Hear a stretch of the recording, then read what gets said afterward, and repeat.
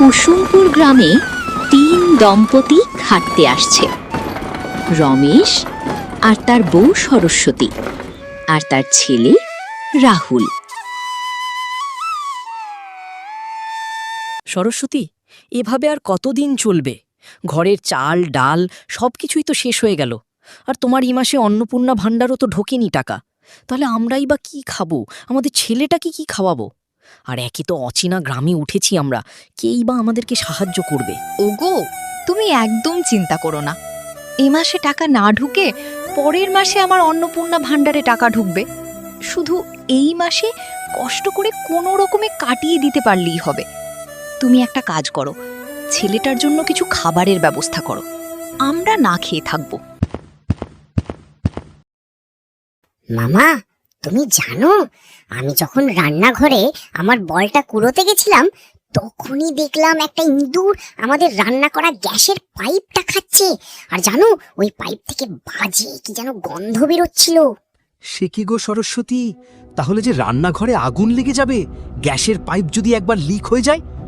আমি বরঞ্চ একবার রান্নাঘর থেকে দেখে আসি। আরে না, আমার কথা শোনো। রাহুল সবসময় কি মিথ্যে কথা বলে? কালকেই তো বলছিল সাপ দেখেছি, কিন্তু আমি যেয়ে দেখি ওখানে কিছুই নেই। তুমি যাও বরঞ্চ ছেলেটার জন্য কিছু চাল ডালের ব্যবস্থা করো। ও, তাহলে এই ব্যাপার। কিন্তু বাচ্চাদের কথা কখনোই মিথ্যে হয় না, তাই তুমি রান্নাঘরটা ভালো করে একবার দেখে নিও।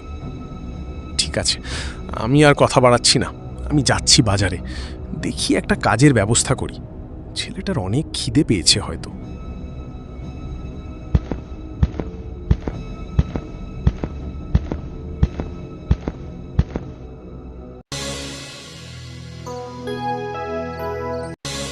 রমেশ যখন বাজার দিয়ে যাচ্ছিল, ঠিক তখনই রমেশ শুনতে পায় অন্নপূর্ণা ভাণ্ডার নিয়ে সব কি যেন বলা করছে।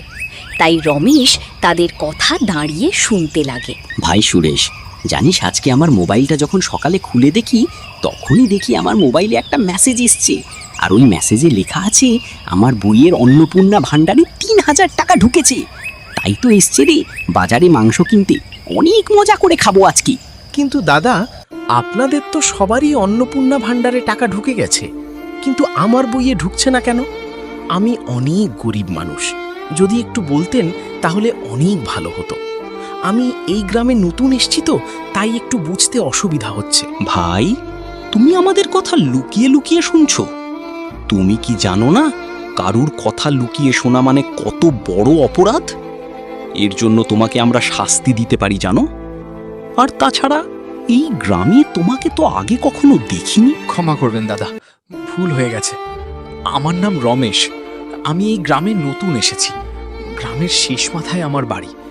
আপনারা অন্নপূর্ণা ভাণ্ডারের লেগে কথা বলছিলেন তো, তাই ওই জন্যই আমি শুনছিলাম। এই মাসে আমার বইয়ের অন্নপূর্ণা ভাণ্ডারের টাকা ঢোকেনি, তাই আপনারা কি করে টাকাটা পেয়েছেন আমাকে যদি বলতেন তাহলে অনেক ভালো হতো। আরে ভাই রমেশ, এই অন্নপূর্ণা যোজনার টাকাটা সবাই পাবে, শুধু ডকুমেন্টস ঠিকঠাক থাকলেই হবে। আজ আমাদের ঢুকেছে, কাল তোমারও ঢুকতে পারে, তাই তুমি শুধু অপেক্ষা করা ছাড়া কিছুই করার নেই। হ্যাঁ ভাই রমেশ, সুরেশ ঠিক কথাই বলেছে। আর তাছাড়া তুমি এই গ্রামে নতুন এসেছো তো, ওই জন্য তোমার একটু টাকাটা ঢুকতে অসুবিধা হচ্ছে। ঠিক আছে ভাই রমেশ, আমরা আজকে আসছি, আমাদের বাজার করতে হবে, দেরি হয়ে যাচ্ছে। এই বলেই তারা দুজনে ওখান থেকে চলে যায়। রমেশ আজকে কাজও পেল না, টাকাও পেল না, তাই তার ছেলের জন্য খাবারও হলো না। রমেশ মন খারাপ করে বাড়ি ফিরে যায়। রমেশ যেতে যেতে ভাবে, আজকে আমাদেরকে আবার না খেয়ে থাকতে হবে, ছেলেটার কি হবে? এই কথা ভাবতে ভাবতে রমেশ বাড়ি ফিরে এলো। কিন্তু রমেশ বাড়িতে এসে দেখেই চারিদিকে শুধু আগুন আর আগুন, দাউ দাউ করে জ্বলছে। রমেশ কি করবে কিছুই বুঝতে পারে না, শুধু দাঁড়িয়ে দাঁড়িয়ে থরথর করে কাঁপতে থাকে। আর ভেতর থেকে রমেশের বউ ছেলের চিৎকার ভেসে আসে, বাঁচাও বাঁচাও! আগুন আগুন, আমার ঘরে আগুন লেগেছে, কে কোথায় আছো? বাঁচাও বাঁচাও! আগুন আগুন, আমার ঘরে আগুন লেগেছে, কে কোথায় আছো?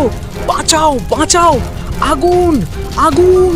কিন্তু না, রমেশের এই চিৎকার চেঁচামেচি কেউ শুনতে পায় না। রমেশ তখন দেখতে পায় ভেতর থেকে তার বউ ছেলের আওয়াজ আর শোনা যাচ্ছে না।